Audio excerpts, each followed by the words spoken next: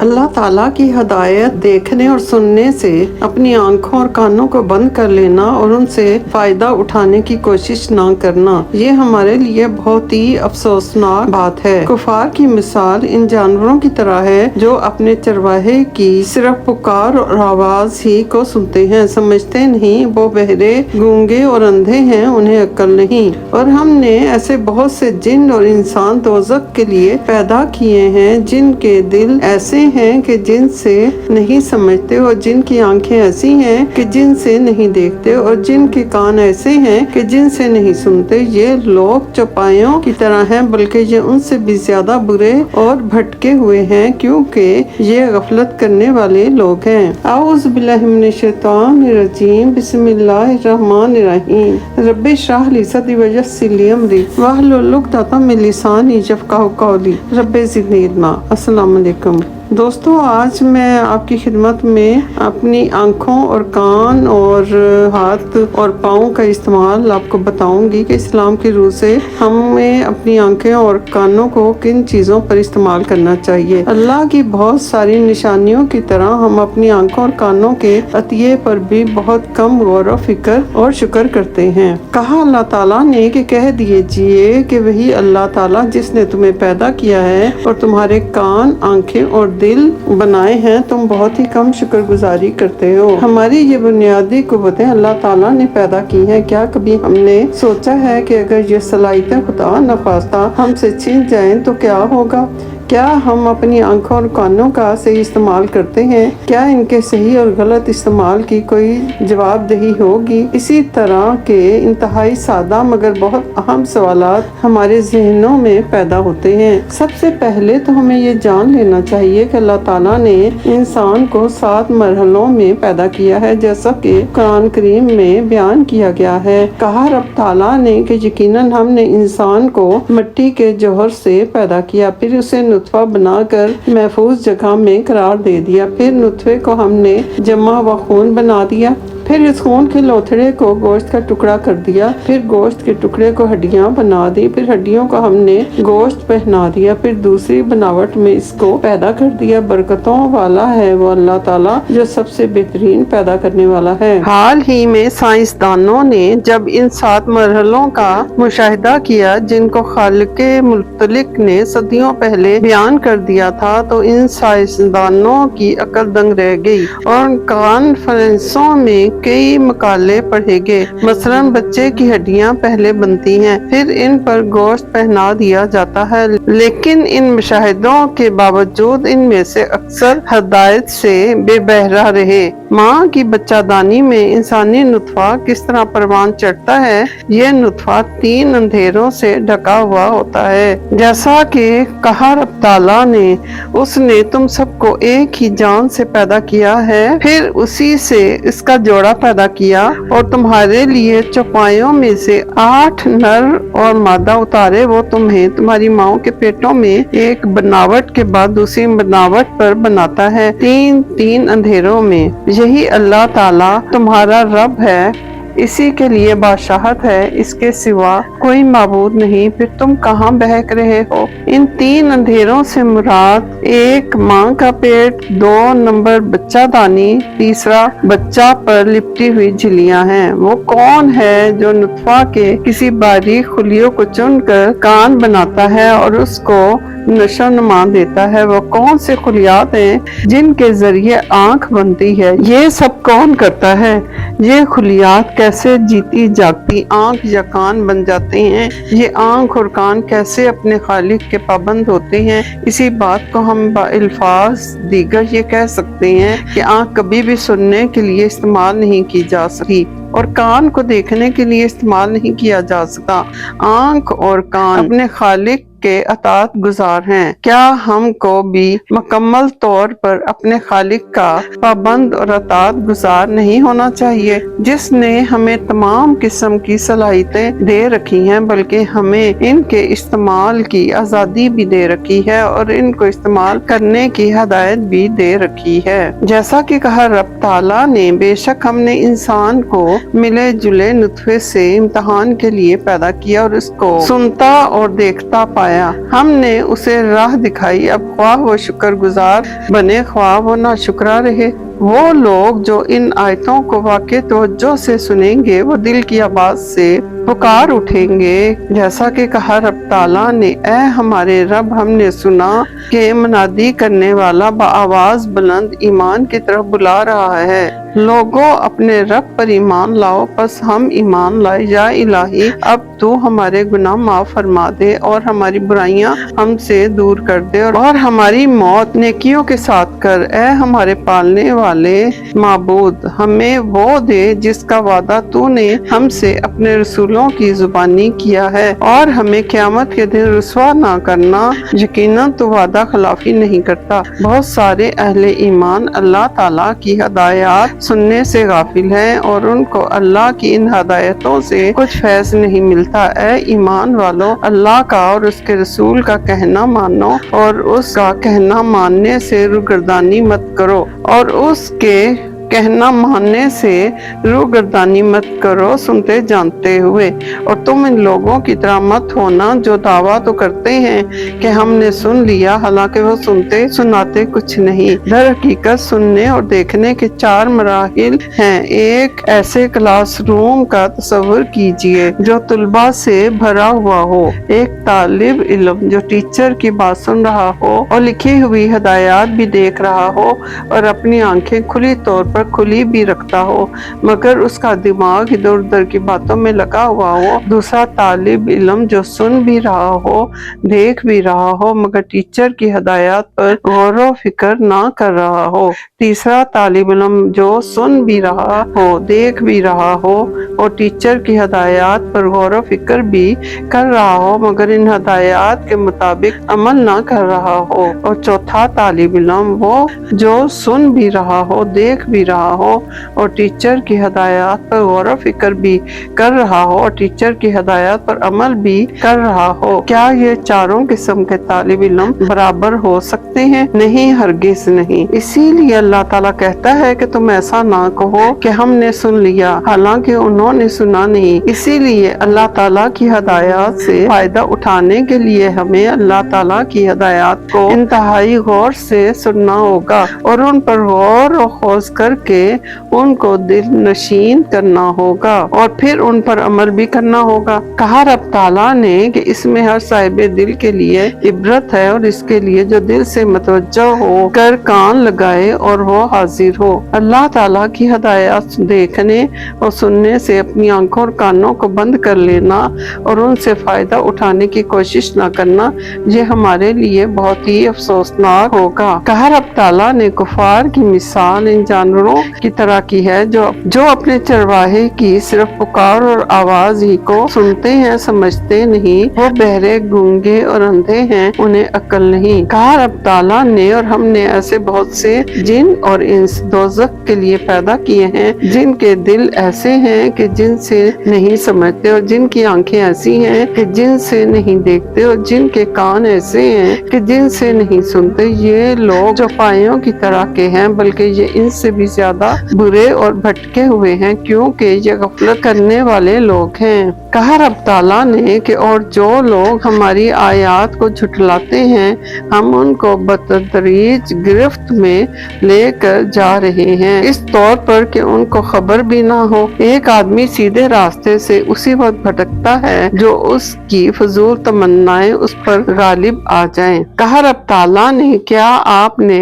اسے بھی دیکھا ہے کہ جس نے اپنی خواہش نفس کو اپنا معبود بنا رکھا ہے اور باوجود سمجھ بوجھ کے اللہ تعالیٰ نے اسے گمراہ کر دیا ہے اور اس کے کان اور دل پر مہر لگا دی ہے اور اس کی آنکھ پر بھی پردہ ڈال دیا ہے۔ اب ایسے شخص کو اللہ کے بعد کون ہدایت دے سکتا ہے؟ تم نصیحت کیوں حاصل نہیں کرتے؟ ایک مومن کے لیے یہ ضروری ہے کہ وہ اپنی آنکھ اور کان کا صحیح استعمال کرے، اور اگر ان دونوں کا استعمال اللہ تعالیٰ کی ہدایت سے ہٹ کر کیا جائے گا تو اللہ اس پر ضرور گرفت کرے گا اور سزا دے گا۔ کہا رب تعالیٰ نے کہ ایسی بات کے پیچھے نہ لگو جس کا تمہیں علم نہ ہو، بے شک कान, आंख और मरकज हवास यानी कि दिलो दिमाग, इन सब के बारे में तुमसे बाज पर्स होगी।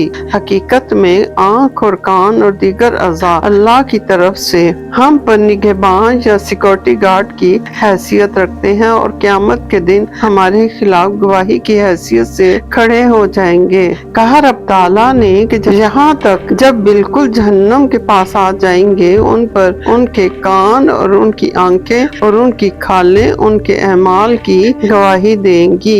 ये अपनी खालों से कहेंगे कि तुमने हमारे खिलाफ शहादत क्यों दी? वो जवाब देंगी कि हमें इस अल्लाह ने कुव्वत गोयाई अता फरमाई, जिसने हर चीज को बोलने की ताकत बख्शी है।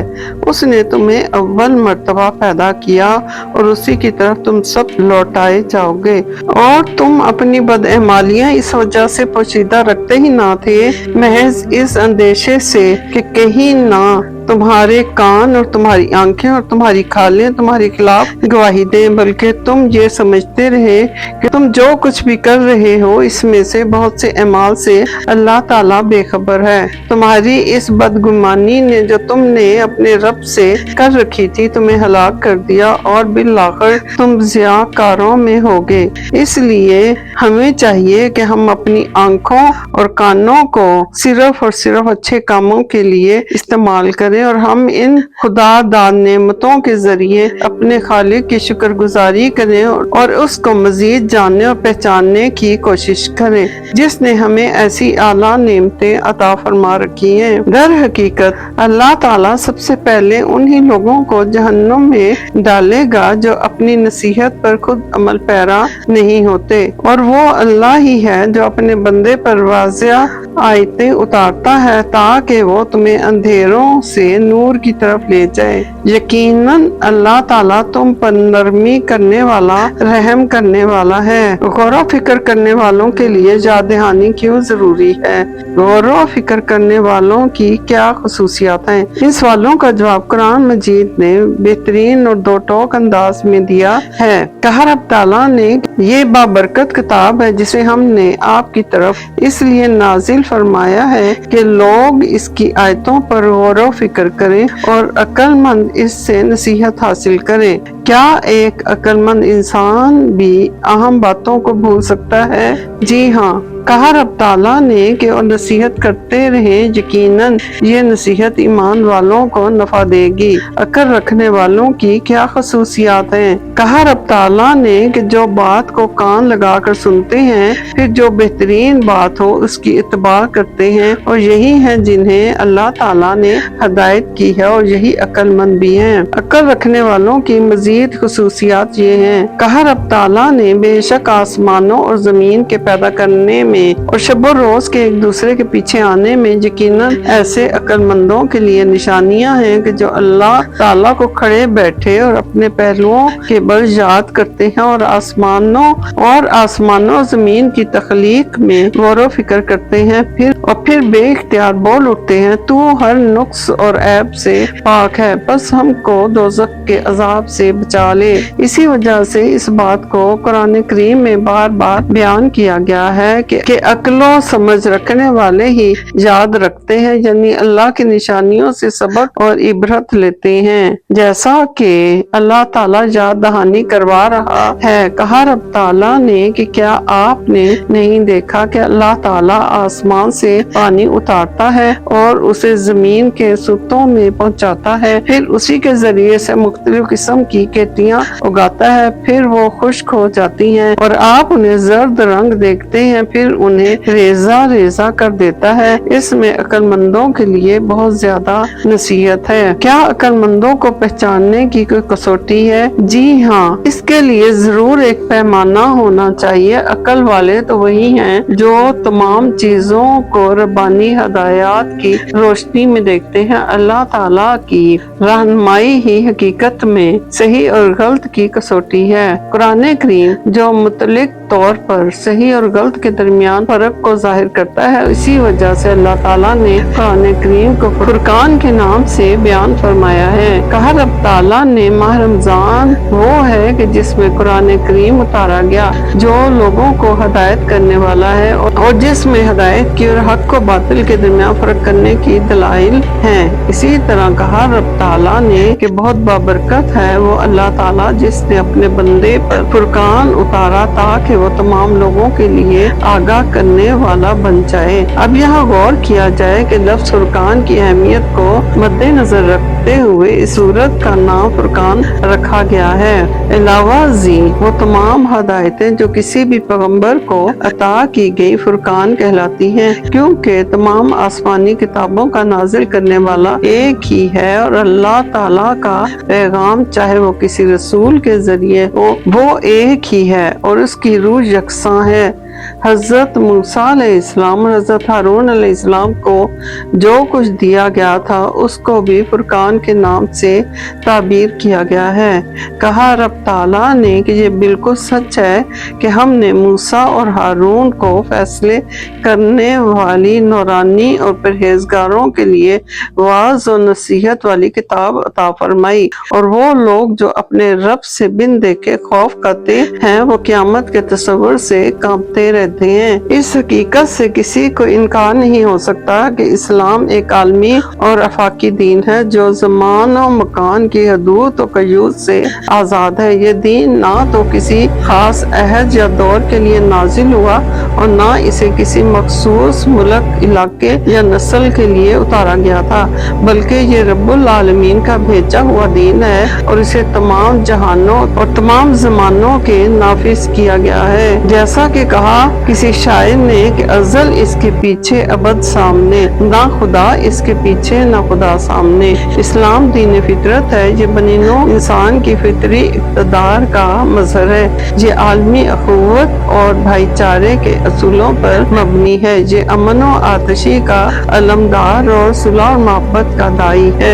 اسلام علم کا حامی اور جہالت کا دشمن ہے، اسی لیے اللہ تبارک و تعالیٰ نے تمام انبیاء کرام کو معلم اور مبلغ بنا کر بھیجا اور وہ ہر عمر بھر اسلام کے پرچار اور اس کی اشاعت میں لگے رہے۔ حضرت نوح علیہ السلام اس کی ایک درخشندہ مثال ہے، جنہوں نے 950 برس کی طویل عمر پائی اور تمام عمر دین اسلام کی تعلیم و تبلیغ میں بسر کر دی۔ حضرت محمد صلی اللہ علیہ وآلہ وسلم کا ارشاد ہے کہ مجھے معلم بنا کر بھیجا گیا۔ ایک اور جگہ آپ صلی اللہ علیہ وآلہ وسلم نے فرمایا کہ مجھے اس لیے مبعوث کیا گیا کہ میں لوگوں کو خلق کی تعلیم دوں اور اخلاق حسنہ کی تکمیل کروں۔ گویا اسلام کی اساس اور مسلمانوں کی میراث علم ہے، لیکن یہ کس قدر افسوس کا مقام ہے کہ دور حاضر کا مسلمان اپنی اس عظیم میراث کو گم کر بیٹھا ہے، اور مزید قرب کی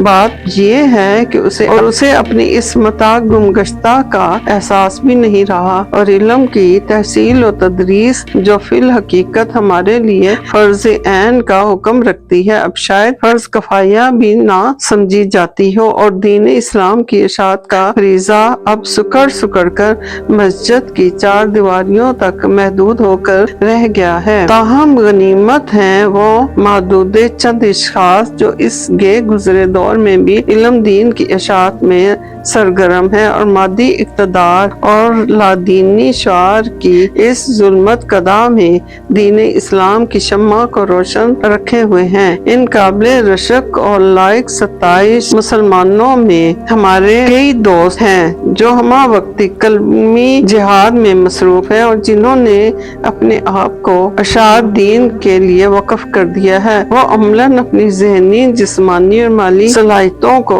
بروئے کار لا کر دین اسلام کو دنیا کے کونے کونے میں پھیلا رہے ہیں۔ اللہ اکبر، لاکھوں درود و سلام ہمارے آقا اور مولا رسول خدا صلی اللہ علیہ وآلہ وسلم اور رسول خدا صلی اللہ علیہ وآلہ وسلم کی تمام آل پر، تمام اولیاء، تمام انبیاء، تمام فرشتوں، تمام بزرگان دین پر۔ اللہ تعالی ہم سب کو حق اور سچ کے ساتھ چلنے کی توفیق عطا فرمائے۔ ربنا آتنا فی الدنیا حسنۃ وفی الآخرۃ حسنۃ وقنا عذاب النار